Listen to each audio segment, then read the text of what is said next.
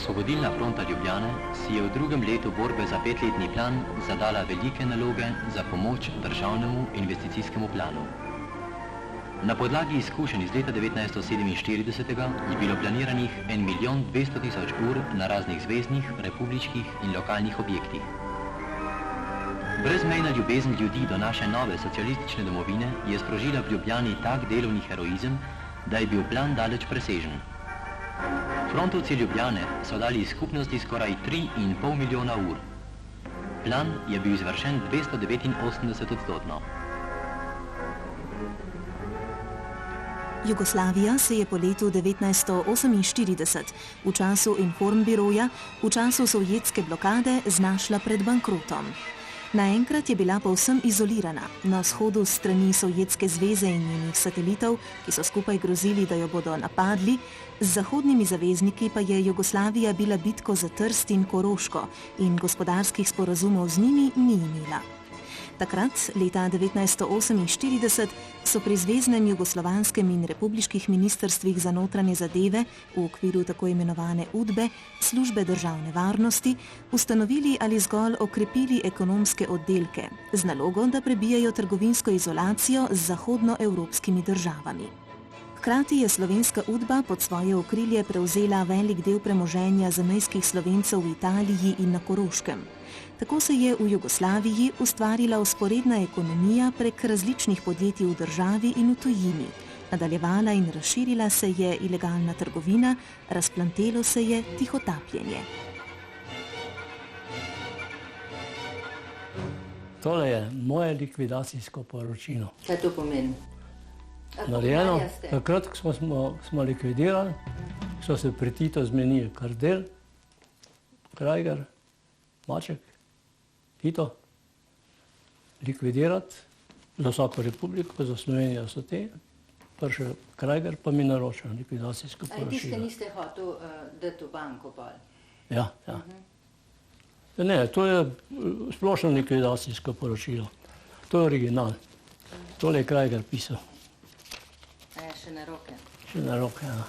Legalno in ilegalno pokrivanje trgovine UDV v Sloveniji.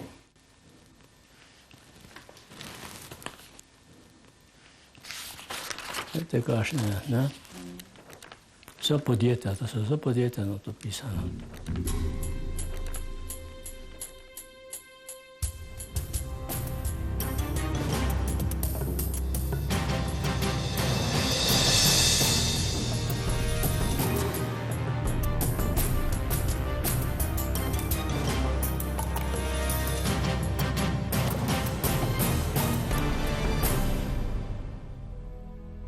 Slovensko ekonomsko komisijo pri službi državne varnosti je vodil Niko Kavčič, jugoslovansko pa Vitko Hlaj, ki se je sicer dotlej ukvarjal z ilegalno trgovino v slovenski upravi državne varnosti. Niko Kavčič, predvojni bančni uradnik, partizan leta 1944, direktor Denarnega zavoda za Gorenjsko in eden od utemeljiteljev slovenskega povojnega bančništva. Nalogo, ki mu jo je naložila komunistična oblast, je spremenil v razvojno-gospodarsko, tako da je ustanovil mnoga slovenska podjetja in tako v 50 letih 20. stoletja z ilegalno trgovino in v dokaj nenavadnih okoliščinah v okviru tajne policije postavljal in krepil slovensko gospodarstvo. V času liberalizma, ob odstavitvi predsednika slovenske vlade Staneta Kavčiča, v 70 letih 20. stoletja pa je z njim padel tudi Niko Kavčič. Odprla se je ta možnost, ali moj predhodnik je bil predstavljen v Beograd na isto delo, Vitko Hlaj. In so najdli mene, ne, in so rekli, da je tle še odprto tole mesto.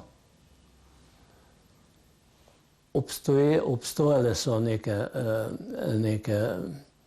obveznosti, neki objekti so bili, na Dunaju je bilo nekaj teh podedovanih objektov, hiš in tako naprej, pa nastopi takrat že ta informbiro v Julijski krajini. Koroška, manjšinska vprašanja, takrat so bila pravzaprav vsa ta vprašanja delikatna, politična in jih je UDBA kot inštitucija vezala na sebe, ne.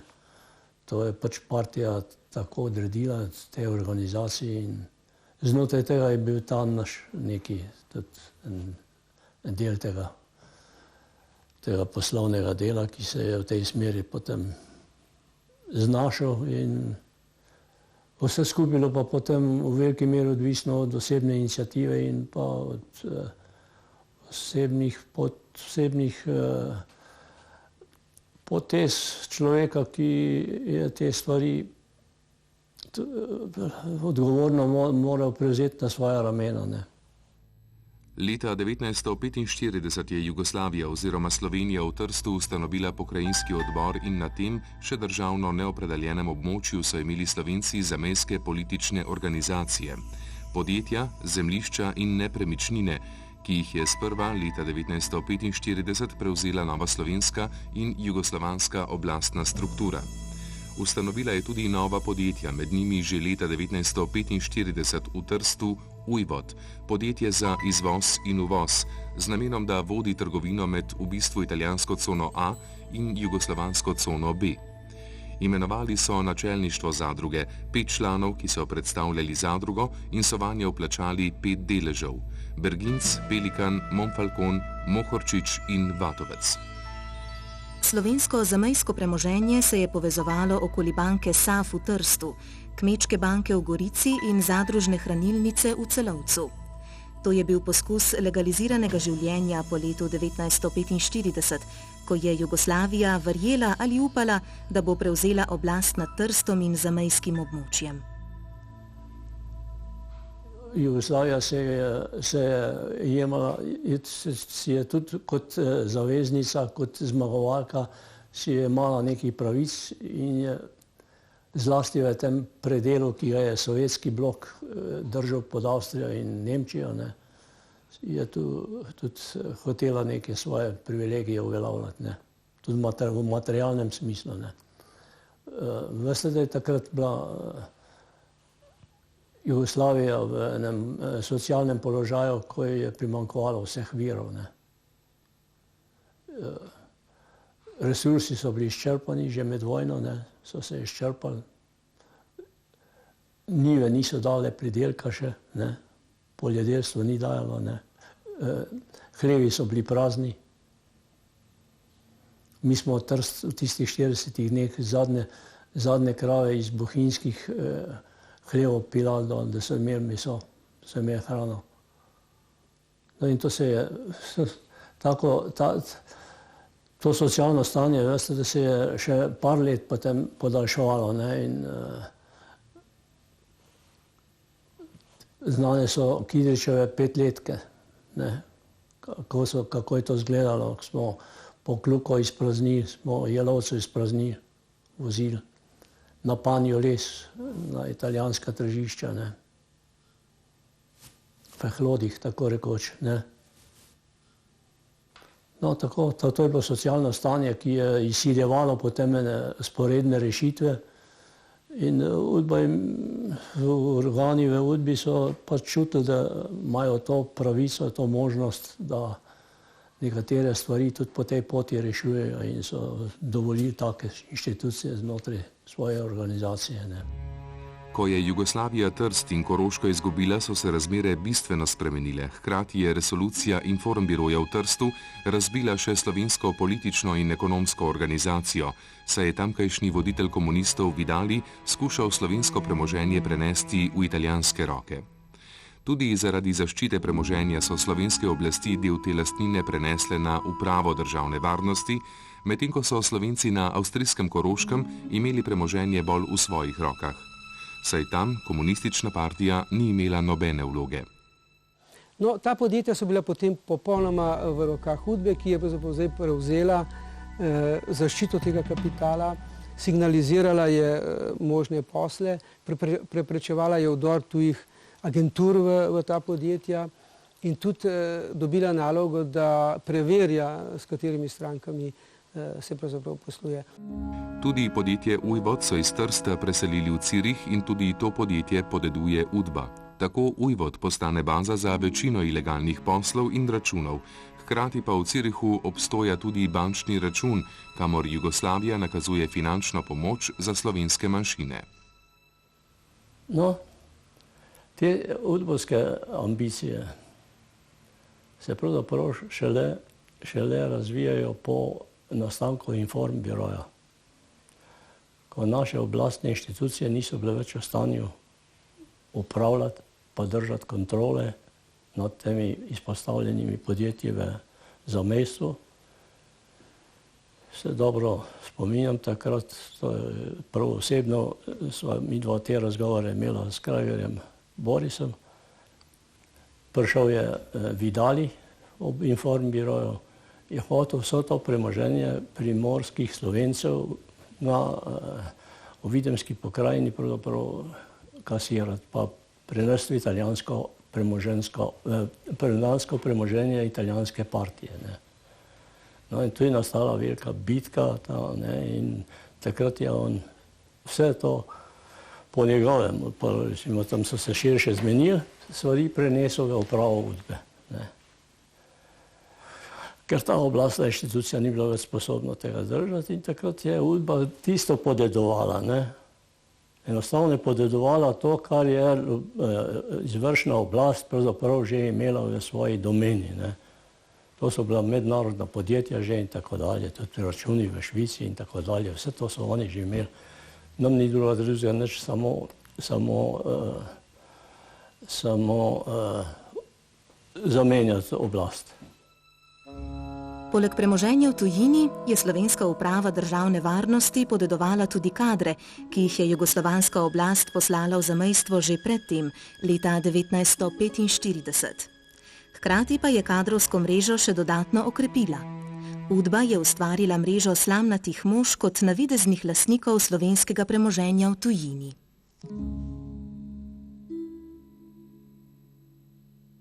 Slovenija se je zavarovala na ta način svoje premoženje, zaupala je mnogim ljudem. Mnogo ljudi je svoje zaupanje upravičilo. Sem pa tja so bili tudi primeri kriminalnih dejanj, ampak to je bilo neizbežno. Med slovensko premoženje v Trstu je na primer sodilo mizarsko podjetje Pangos, lastnik je delal za Udbo. ICET v Trstu je bilo gradbeno podjetje, ki ga je referent Udbe leta 1948 dobil v upravljanje. Adria Express je bila turistična pisarna, vodil jo je starejši uradnik Ramovš, ki pa je sčasoma postal sam lastnik pisarne, ko je vložek vrnil zamejskemu sklopu prek banke SAF. Potem so bila še podjetja Star, Traktor Transport, ki je bilo luško podjetje s traktorji, Uset je bila švicarsko-tržaška potovalna pisarna in je predstavljala podružnico Adrije v Cirihu, a z dokaj negotovo koncesijo za poslovanje. Koncesija se je namreč glasila na emigranta Povšeta, ki je živel nekje v Italiji in je prejemal za to določen honorar. Da bi v podjetju ohranili konspiracijo, zakrili jugoslovansko lastništvo, je potem navidezno lastništvo prevzel avstrijski državljan Slavko Kuper. Trst je imel ogromno slovenskega živla, vezanega na stanovanjski hišni fond. To so bile tako imenovane nepremičnine. Poleg tega so v tistem obdobju 40 dni ustanovili celo vrsto podjetij slovenskih, trgovskih, proizvodnih. To so bile mala mizarska podjetja, so bila prevozna podjetja, so bila vodovodna podjetja, razna inštalaterska, kot ste rekel. V Avstriji je bilo več lesnih podjetij, žag in tako dalje. Na Dunaju so podedovali celo hotel in tako naprej, tudi kupili so ga enega. Zgradba na Marija Hilferstrasse na Dunaju je bila pred drugo svetovno vojno last Kranjske hranilnice. Zdaj pa je v lasti Narodne banke Slovenije. Poleg tega je Udba na Dunaju kupila še hotel, a ga kasneje tudi izgubila. Sicer nad premoženjem v tujini državna varnost ni imela popolnega monopola. Prav tako so slovenske politične organizacije v zamejstvu usmerjale in vplivale na to premoženje. Naš namen je bil manjšine itak s tistim potencialom držati na tej višini, kot so, predvsem pa pomagati tudi v obrambi naših interesov raznih. Pa dvigniti nivo enih družbenih materialnih subjektov, ne. Med podedovanimi podjetji v Sloveniji je bil Eksport, eno od temeljnih podjetij za ilegalne posle, ki je bilo ustanovljeno leta 1947 kot podružnica Ujvoda v Ljubljani. Eksport je leta 1948 prevzela Udba in je na ta način delovalo do leta 1953. Podjetje je nudilo logistično podporo ilegalnim poslom, legalne pisarniške prostore, telefon, možnost sestajanja, korespondenco za ilegalne posle, omogočilo je legalno zaposlitev določenih ljudi, obstoj dinarskega računa pri Narodni banki, omogočilo je svobodni devizni račun v Švici. S sedeža podjetja so lahko vodili avtotransportno organizacijo z bazo na Vrhniki. Po zimi leta 1951 so v Ljubljani ustanovili podjetje Continental, poskrbeli so za ves kader in za vsa potrebna osnovna sredstva. Podjetje se je ukvarjalo s tranzitno in reeksportno trgovino in imelo nalogo, da se poveže s podjetji v tujini. Continental je s trgovsko pogodbo pokril sodelovanje z na novo ustanovljenim podjetjem Globus v Münchnu. Uporabljali so ga za nabavo opreme za službo državne varnosti. Iz tega podjetja sta išla dva direktorja novih podjetij, Milan Naglič za Avtokomerc in Nande Šinkovec za Moto Union v Novem mestu. Nekatera podjetja so poslovala prek Narodne banke Jugoslavije, druga niso in so vodila dvojno knjigovodstvo. Sicer je Udba podedovala tudi bančne račune doma in v tujini. V Sloveniji se je posluževala predvsem računa firme Eksport, podedovanega računa Perko Andrej. Oba računa pa so prevzeli od tržaških političnih organizacij po letu 1945. V Cirihu so imeli 4 devizne račune. Takrat je bil veliko pomanjkanje deviz. S tem, sporedno s političnim življenjem se pa začenja tudi bitka z revanšizmom, ne. Ta se pa pojavlja iz tržaških, emigrantskih, angleških krogov, celovških, salzburških, graških. Vse tu se formirajo centri, ki delujejo v razni smeri, tja do militarističnih in tako naprej, ne. V tujini so svoje delovanje prikrili z ustanavljanjem turističnih pisarn. Tako so v Nemčiji ustanovili trgovsko podjetje Globus in turistično pisarno Dalmacijo. Obe uradno nemški podjetji, ki pa nista upravljali le turističnih, ampak tudi druge izvozno-uvozne posle. Uradni ustanovitelj je bil nemški državljan s koncesijo Roglič. Za posle, ki mu jih je priskrbela Udba, je plačeval provizijo. Tako smo šli v Cirih, smo ustanovili turistično organizacijo, ki je par let dobro delala, ne. Vse do naše likvidacije smo šli v Nemčijo, tam na lepem mestu, tam na nekem centru smo imeli zelo luksuzno pisarno, tudi dobro delala, v turističnem smislu že. Hkrati pa seveda so bile to tudi postavke, ki so bile nekakšne rezidence za naše trgovske ljudi, ki so se takrat začeli počasi uveljavljati, pa so iz Zahoda hoteli neke tehnologije, ne, malo več uvažati, ne. To so bili ljudje, ki so imeli svoje potrebe, mi se vanje nismo vtikali, niti nismo imeli dostopa. Tako, in so na svoj račun te stvari tudi potem s podjetji povezovali. Računi so bili pa tisti, ki smo jih pa mi likvidirali. Potem pa seveda to, ob tem se je pa še nešteto drugih organizacij pojavljalo, ne, in iskalo opore, iskalo pomoč. In to je bila ena velika odskočna deska tako za eno širšo razvojno politiko našega gospodarstva sploh, ne. Ilegalno pridobljena sredstva in povezave je državna varnost vlagala tudi v ustanovitev novih podjetij, predvsem pa je devize potrebovala za svojo dejavnost. Mi smo recimo morali najprej tehnologijo, tehniko Ministrstvo za notranje zadeve usposobiti. To so bili aparati vseh vrst. To je bila celo literatura. To je bila recimo avtomobilska, motorska tehnika, to je bilo recimo zdravstvo. Skratka, ves tak inštrumentarij, ki pride v taki obveščevalni organizaciji, pravzaprav upoštev in ga potrebuje, to so bile velike potrebe, zlasti po devizah, deviz ni bilo, ne. Izvoza še ni bilo ta pravega, ne. Takrat smo bili še blokirani. No, ampak potem nam te šanse nam odpira Informbiro predvsem, ne, ko je pravzaprav nas pritisnilo, da se moramo reševati na en način, ne. Inačice državne varnosti, Vos, Ozna, Knoj in po vojni Udba, udarna pest komunistične partije, so se z gospodarsko dejavnostjo ukvarjale že med drugo svetovno vojno. 1944 sem bil v Gorici, torej zadolžen za obveščevalno službo na Goriškem. No, in takrat se je pri nas po nalogu pokrajinske obveščevalne službe, torej pokrajinski ONZ, kot se je takrat reklo, se je nastanila tovarišica Peruci Urša,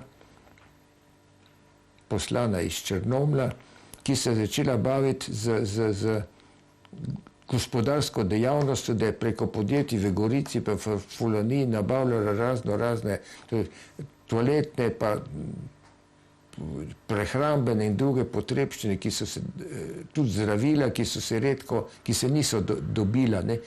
In takrat, ko sem bil premeščen iz Gorice v Črnomelj, pa potem na Štajersko, so šli kurirji našega oddelka goriškega obveščevalnega, so to robo, ta material so nesli v Črnomelj, ne.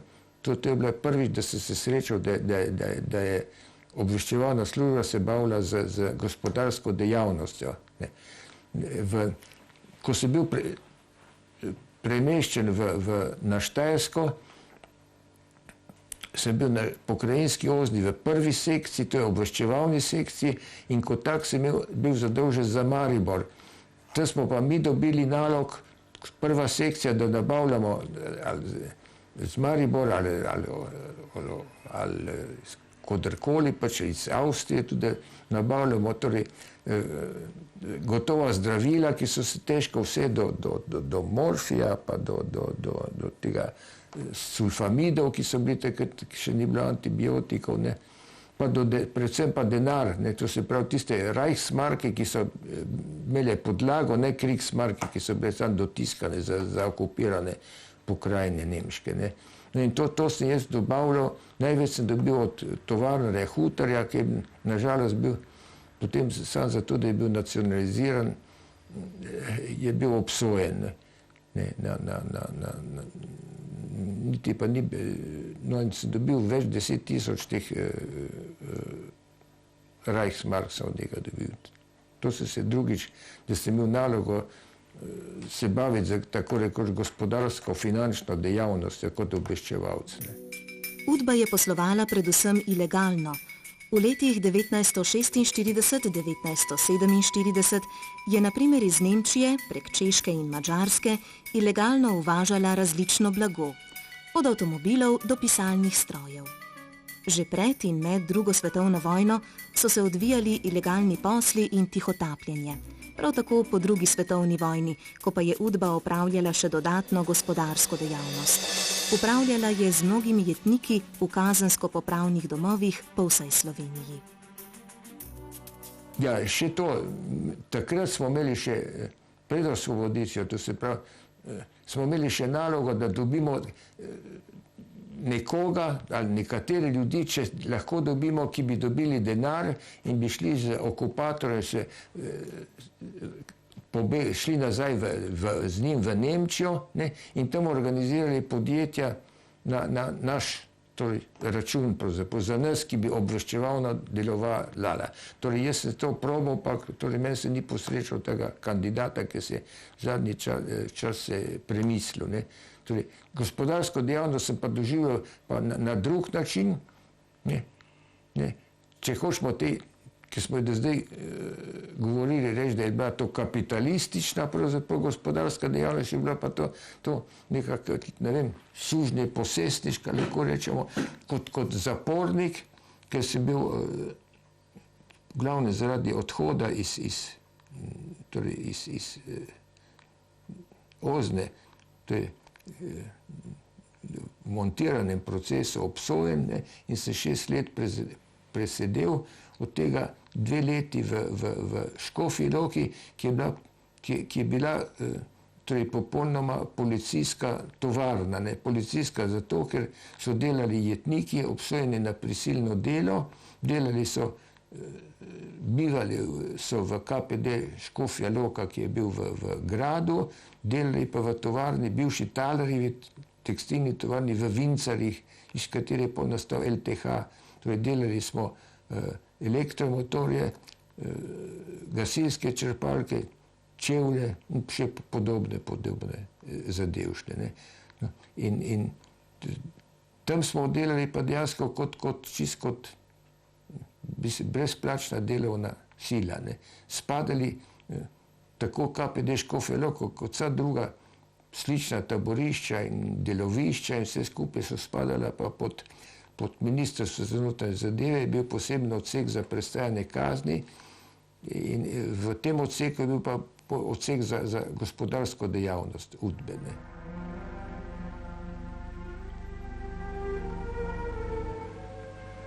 In 23. julija po objavi Kominformovske resolucije je v čast 5. kongresu delalo v Ljubljani noč in dan 40 000 frontovcev, ki so opravili 145 000 ur, to je več kot v vsem letu 1946. To je bil odgovor fronte na klevete.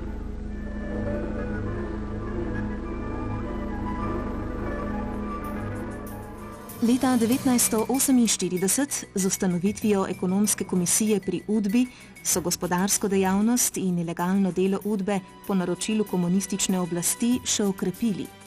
Kavčič je vso stvar reorganiziral in postavil pod kontrolo. Hkrati pa vse evidentiral in dokumentiral. Ta organizacija, ki jo vzpostavil Niko Kavčič, je bila torej zelo razvejana in je imela od skladišč do podjetij, domačih in tujih, kanalov, izpostav, imela je poslovne in finančne centre, imela je potem še podružnice tujih podjetij in tako naprej. Skratka, bila je zelo razvojna in bila je tudi zelo uspešna.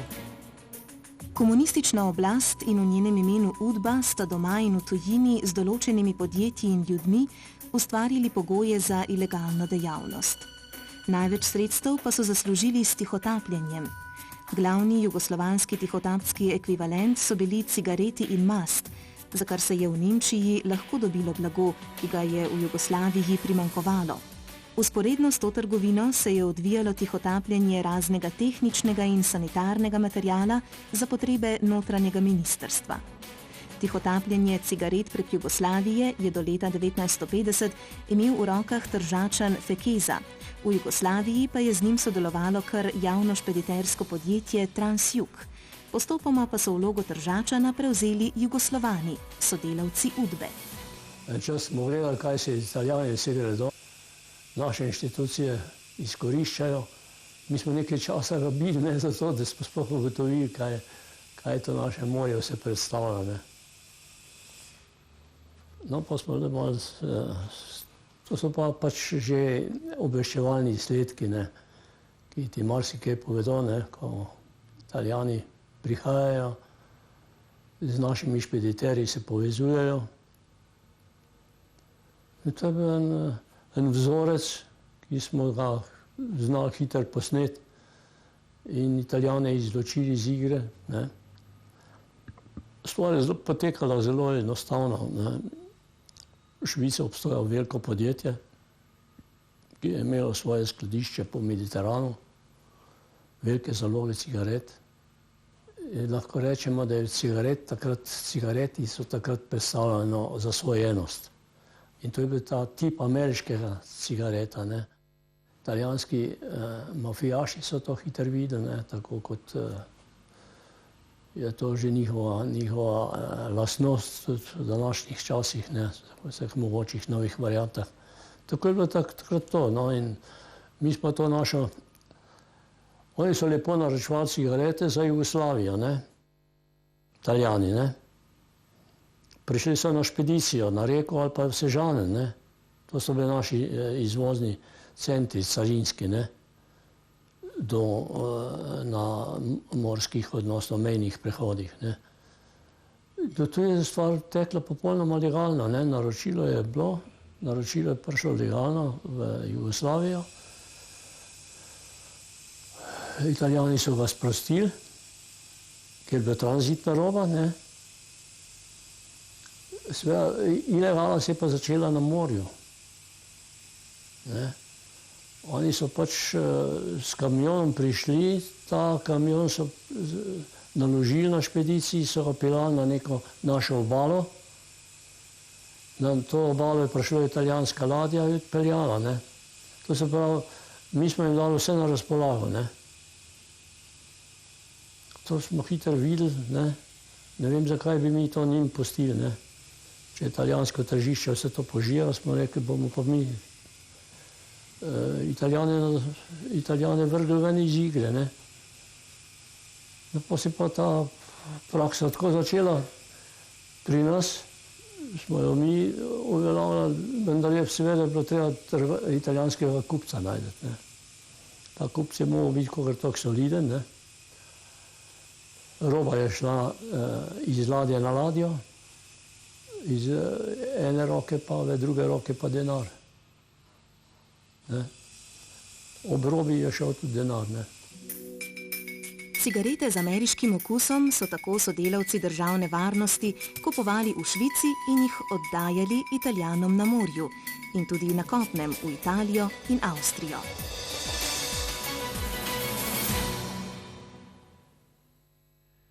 Ladje so prihajale po 2-krat na teden in v najboljšem mesecu smo prodali okoli 10 vagonov, 50 milijonov cigaret na vseh tržiščih. V Švici smo se orientirali na firmo Weitnauer & Company. Blago smo plačevali prek raznih švicarskih bank v gotovini, v ameriških dolarjih, v lirah, prek čekov ali z ilegalnimi transferji. Leta 1952 se je trgovina zelo razširila, tudi v Nemčijo, kjer so že leta 1951 vzpostavili zvezo tudi s podzemno trgovino. Kupovali so tudi tujo valuto po nižji ceni in jo dražje prodajali. Devize, ki so prihajale v državo za posameznike in za cerkev, so zamenjevali v dinarje. Za to področje so bile zanimive cigarete, kava in drugi predmeti, ki smo jih uspeli pošiljati v Nemčijo pod tovori lesa na železniških vagonih. V Avstrijo smo prodajali cigarete, ki pa so postajale vedno manj zanimive na tem tržišču, najlon nogavice, ki jim je cena naraščala, kavo in drugo. Nekaj poslov smo imeli tudi s prenosom valut in zaslužka pri arbitražah črnega in legalnega borznega tečaja in uradnih kurzov v posameznih deželah. Temelj ilegalne dejavnosti državne varnosti je bilo torej tihotapljanje cigaret. Vzporedno pa so opravljali še druge posle, prodajo in ilegalni izvoz jugoslovanskih pridelkov in surovin. Posli so se pač delali na poseben način. Ljudje, ki so posle opravljali, so hkrati, ko so sklenili posel upravljali, so sprejeli tudi denar. Ta denar se je sprejemal na tujem ozemlju. Ta denar je šel običajno, ko se dela to na italijanskem ozemlju, je šel v slovensko finančno družbo. Ta finančna družba, ki je takrat že obstojala kot posledica organizacije iz 1945. leta, ni bila še to formalno neka banka, univerzalna banka, ampak je imela pa koncesijo za denarno poslovanje. No in ta denar se je vlagal tja, ki je hkrati bil posredno tudi že ena pomoč tržaški strukturi, da se je finančno nekako rehabilitirala, nekaj časa zadrževala, ga običajno potem transferirala na nekdanje odprte devizne račune podjetja Eksport v Švico, ki ga je nekoč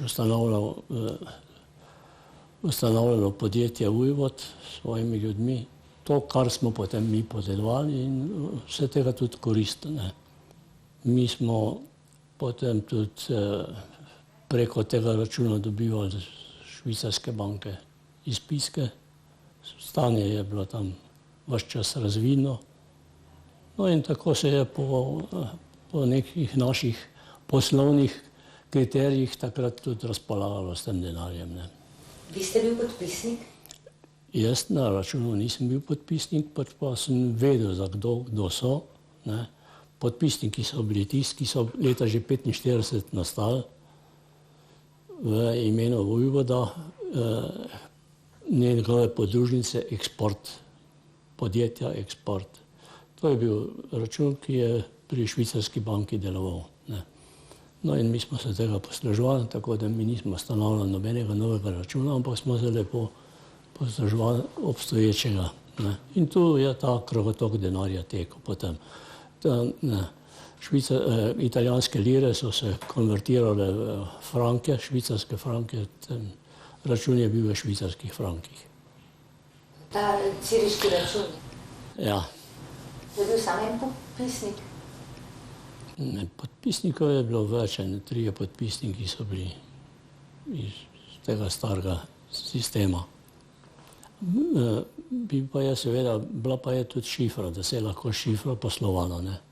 In ta naš urad, ki je imel ta pooblastila, je potem, on ni operiral s podpisniki, ampak je operiral s šifro tega računa. Leta 1949 so na primer uvozili 3 vagone cigaret, leta 1952 80 vagonov, 1953 40 vagonov, leta 1954 le še staro zalogo. Zaslužek je bil 65%. Uvozili in prodali so 209 vagonov cigaret in zaslužili skoraj 2 milijona in 700 tisoč dolarjev. Seveda v tem je CK vse vedel, normalno, ker to niso bile skrivnosti. Ja, koliko je CK vedel, jaz ne vem, Udba je vedela, ne? Ne veste? Ja, Udba je vedela, ne? CK je širok pojem. Krajger je vedel? Ja. On je videl? Krajger pa Ozek štab je vedel, ne? Pa zelo Ozek. Kaj pa Beograd, kako je pa to funkcioniralo? Beogradu smo mogli pošiljati poročila, ne? Doska so bila malo sfabricirana, ne. Seveda, Beograd je, formalno bi moral vedeti vse, ne, ampak mi smo zavestno pošiljali tako, kako so bila nam v interesu, ne. A se je to vsaka republika šla, Zagreb? Skušalo se je tekmovanje med tistimi, ki so imeli šanso. Šanso so imeli Hrvati z morjem, pa mi z morjem. Država, centrala, je pa itak obvladala vse, ne. Ampak ko Slovenija ni prišla do besede, je ona imela svoje otoke, dol Duži otok in tako naprej, in tam se je na reki življala, pa svoje kremplje širila, ne. Ekonomske komisije so imele uprave vseh republik in tudi Zvezna uprava državne varnosti in so se prav tako ukvarjale z ilegalno trgovino, tihotapljanjem in z ustanavljanjem podjetij za svoje potrebe doma in v tujini. Temeljno beograjsko podjetje za ilegalne posle, vsaj do razpada Jugoslavije, se je imenovalo Genex. Izvozno-uvozne posle je zveza upravljala še prek Vojne pošte Beograd, tudi prek Zveznega sekretariata za notranje zadeve. Ampak v Beogradu je šlo izrazito za pridobivanje deviz, za njihove potrebe. Te potrebe so bile razne, jaz se to nisem spuščal, niti ni zanimalo, ne. Imeli so pa oni seveda druge možnosti kot mi, ne, širše in vse splošne, ne. po oblastnih kriterijih. Ne. Ampak mi smo ko bi rekel, z svetlim mečem v teh naših danih razmerah, koliko nam je možno, maksimalne stvari potegnili ven iz teh medsebojnih poslovnih odnosov med Italijo in Avstrijo, Nemčijo in tako ustvarjali en fond deviz. Ne. Z ilegalno trgovino in tihotapljenjem so se torej ukvarjale vse udbe v Jugoslaviji. Največ možnosti pa je imela zvezna udba. Res pa je, da je slovenska udba svojo dejavnostjo na gospodarskem področju izstopala iz dejavnosti jugoslovanskih udb in zaradi tega se je že od vsega začetka morala skušati za zvezno udbo in zaradi tega je bila tudi deležna vrste preiskav, kje so bili pravzaprav razlogi za poseben in torej izpostavljeni položaj in uspešno delo slovenske udbe na gospodarskem področju. Prvič je tukaj geografska lega, tranzitna lega Slovenije. Drugič je tukaj posebna upravna razdelitev slovenskega primorja, torej cona A in cone B. Predvsem pa je bila velika značilnost, da je slovenska udba zlasti po letu 1948 znatna sredstva namenila ne samo za dejavnost hiše, torej same udbe, pač pa tudi za gospodarske naložbe, za nakup strokovne literature in še vrsto drugih dejavnosti. No in peta taka posebnost slovenske udbe je bila, da je poskušala že vsega začetka odstraniti posrednike tuje in postaviti svojo mrežo, svoje preprodajalce in še naprej vztrajala je na tem, da so ti preprodajalci Slovenci, ki so imeli legalno dovoljenje za to trgovino oziroma so bili tuji državljani v nasprotju recimo za zvezno udbo, ki je pogostokrat to preprodajalstvo prepuščala to se pravi drugim zlasti madžarskim emigrantom in Židom. In za koga vse je udba opravljala ilegalne posle? Za Centralni komite Komunistične partije Slovenije, za slovensko vlado, za Kočevje, za Agrotehniko, za Mariborsko livarno, za Lovsko zvezo, za Hrvaško, Makedonsko in Bosansko državno varnost, za Zagrebško vojno oblast, za železarno Sisak. Za Centralni komite Komunistične partije so v letih 1949-50 izvozili več kamionov lesa in nekaj usnja, za protivrednost pa kupili 14 avtomobilov Vauxhallov. Komercialni del posla je opravilo splošno trgovsko podjetje Koper, za slovensko vlado, za Kolmanov grad so uvozili nekaj tehničnega materijala, za Lovsko zvezo so s Koroške pripeljali puške. V dogovoru z Borisom Krajgerjem so opravljali posle za Gotenico oziroma za Ivana Mačka, notranjega ministra, predsednika Slovenske skupščine, predvsem pa za človeka, ki je bil pod močno Titovo zaščito in Kardeljev varuh in sorodnik. V letih 1951, 52 in 53 so za investicije v Kočevju izvažali baker, ferokrom, bizmut, svinec, usnje, živino, hmelj in živo srebro v vrednosti okoli $600,000. Od tega je bilo hmelja nekaj manj kot za $300,000. Za Tita so na primer nabavili Rolls-Royce, ki je zdaj v Tehničnem muzeju v Bistri. Rolls-Royce je pa bil ena specialiteta, ki je mi je Krajger naročil.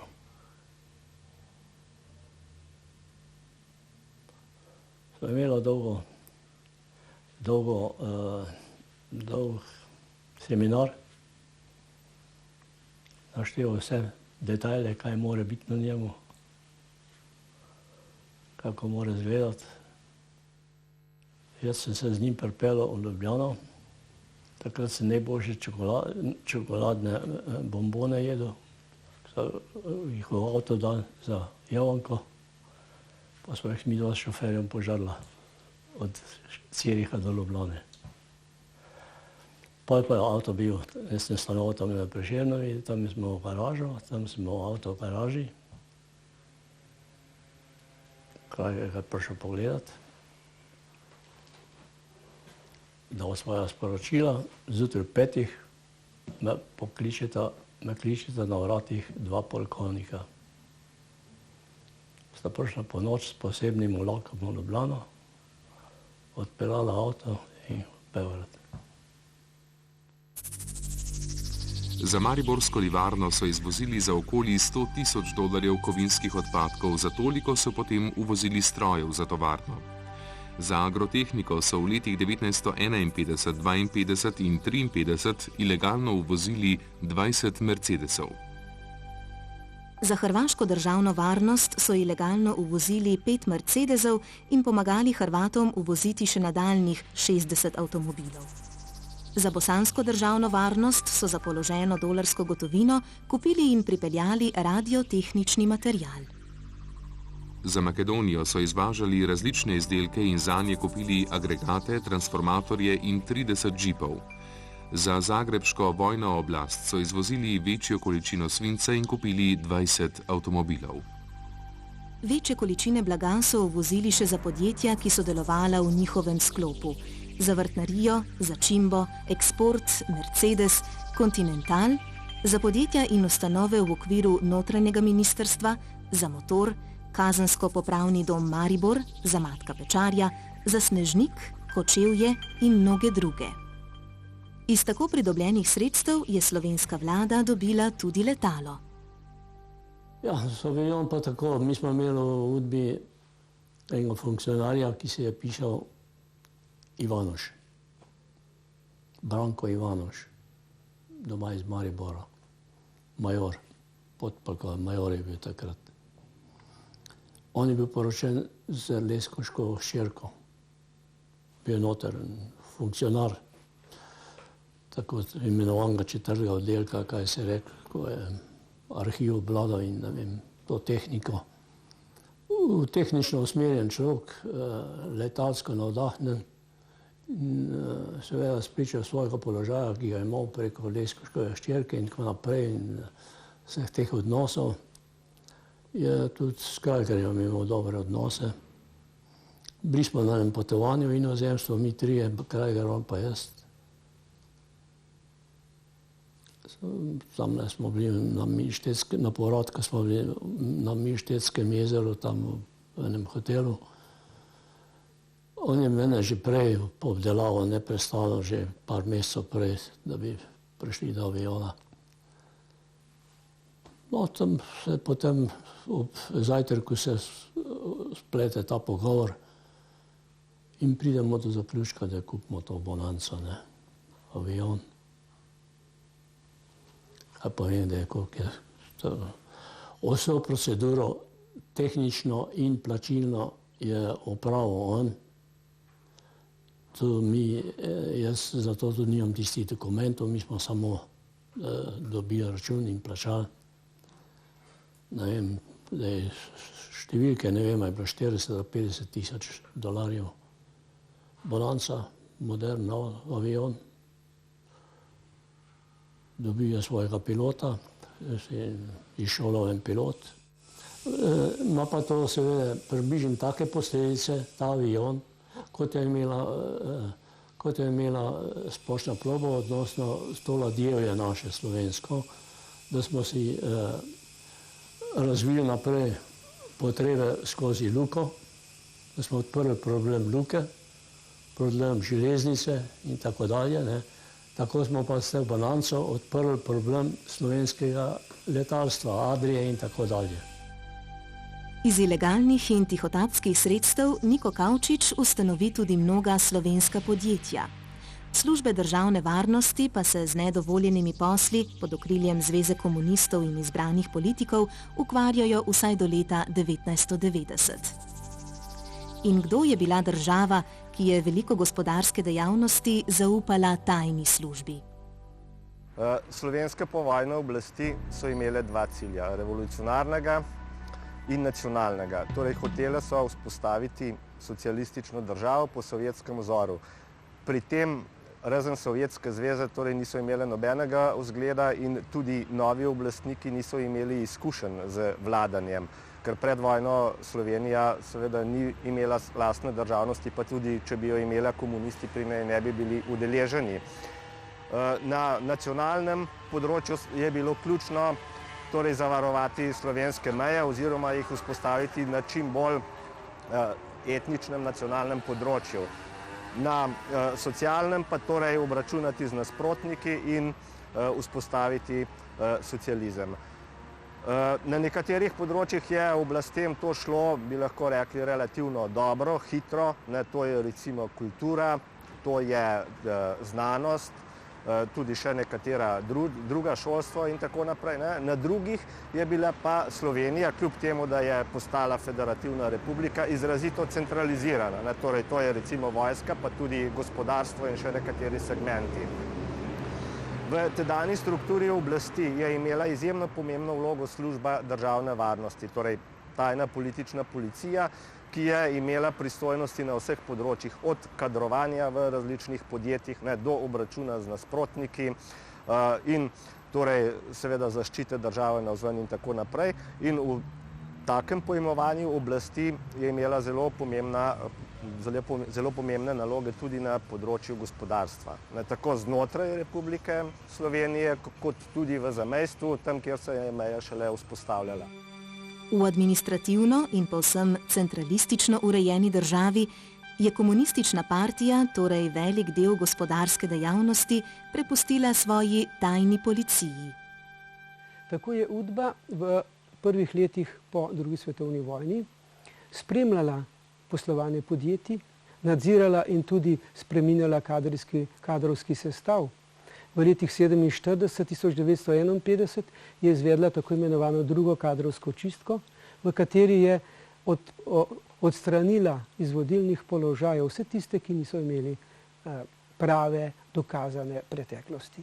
Prav tako je UDBA v tem času zasledovala življenje direktorjev, beležila je tudi vzdušje v podjetjih. UDBA je v tem času z letom 1948 se osredotočila na turizem, zlasti tujski, recimo na Bledu. UDBA je v tem času začela ekonomsko uničevati zadnje ostanke klera in tako dalje. Drugi razlog za to, da je UDBA torej postala bolj prisotna v gospodarskem življenju, so bile reparacije. Tretji razlog pa je bila obveščevalna dejavnost. Treba je vedeti, da so bile obveščevalne službe tiste, ki so bile glavni igralec v mednarodni politiki v času hladne vojne. Jugoslavija oziroma Slovenija je s svojo ilegalno dejavnostjo obvladovala tudi velik del slovenske manjšine v Avstriji in v Italiji. Služba državne varnosti je vzpostavila v Trstu in v drugih krajih zamejstva nek ekonomski sistem, ki je potem seveda zelo pomagal manjšini, ker se je ohranil, bil je neke vrste njena ekonomska substanca, vendar je seveda preko tega lahko tudi izrazito vplivala na politiko manjšine, favorizirala tisti del manjšine, ki je bil slovenskim oziroma jugoslovanskim oblastem bližji in seveda na ta način zagotavljala svoj vpliv. Ljudje, ki so sodelovali v tem ekonomskem sektorju službe državne varnosti, tega niso počeli zaradi nekih lastnih koristi. Torej niso na ta način želeli obogateti ali to v glavnem niso izkoriščali za to, da bi obogateli, ker je tedanja komunistična morala, pa tudi sistem nadzora to prepovedoval, torej ni omogočal. So pa seveda preko svojih oblastnih pozicij in vpliva, ki so ga imeli, lahko imeli in določali, ohranjali neke določene privilegije v tistem času.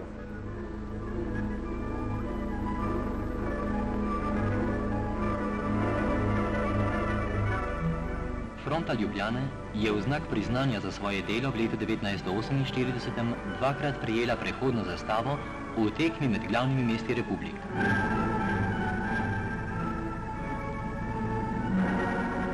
Pretnar Jerica, Ronki Peter, Kumše Franc in še tisoči drugih članov Osvobodilne fronte so letos dokazali, da se Osvobodilna fronta bori za izgradnjo socializma.